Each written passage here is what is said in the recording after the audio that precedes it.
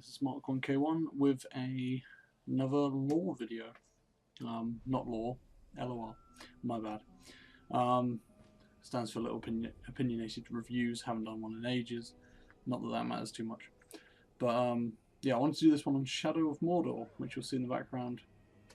Which has gotten some flack from people because the story is, in actuality, oh shit, 20 minutes long. 20 minutes, 20 missions long, sorry, Jesus. Now that would be a problem. Yes, but I think that's really, it's a shitty and pointless nitpick with the game, really, because you will spend a lot of time, if you're actually interested in the game and what it's offering, you'll spend a lot of time in the Sauron's army kind of system with the orcs and the different orc chieftains.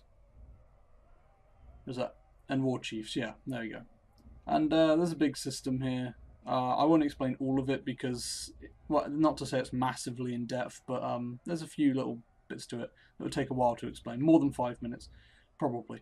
But it's a very cool little system of basically you get, let's say you get killed by an orc, and then that orc will probably be raised to a captain. And the captains are all of these dudes here. And yeah, he'll remember beating you, and he might be scarred from whatever you did to him, all that kind of MacGuffins.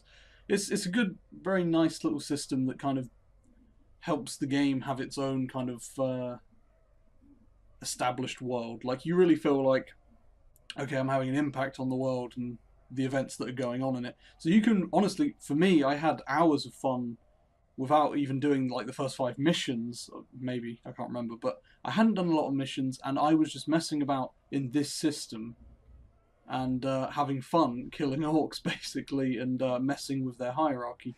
And that was great fun, and honestly, for that system alone, I recommend the game.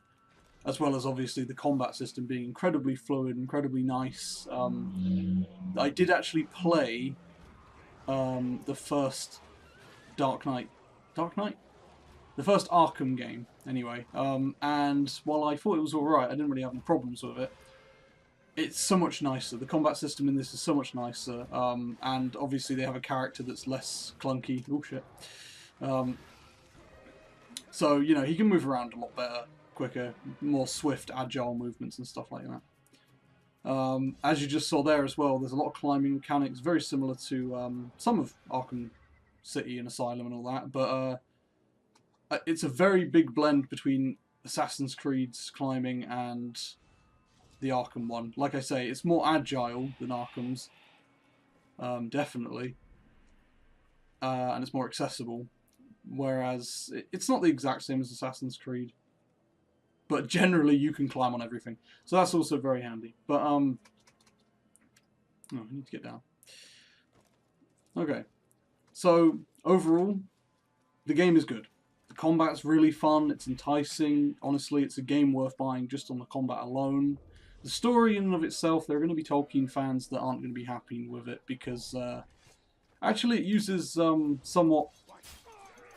It uses some lore that would have been from the Silmarillion, and from what I've read up about that, it was mostly finished by Tolkien's son, and some Tolkien fans do not consider it canon.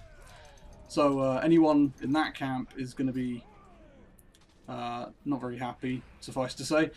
But overall, the story on its own, if you've just watched the movies and all that kind of stuff, you're just a fan of the movies, then you'll absolutely love it. And it'll be great, and it'll expose you to a lot of things you didn't know before and you didn't look into. For instance, who made the ring? Who was the guy who made the ring? Okay, anyway, lastly... the graphics are pretty goddamn good.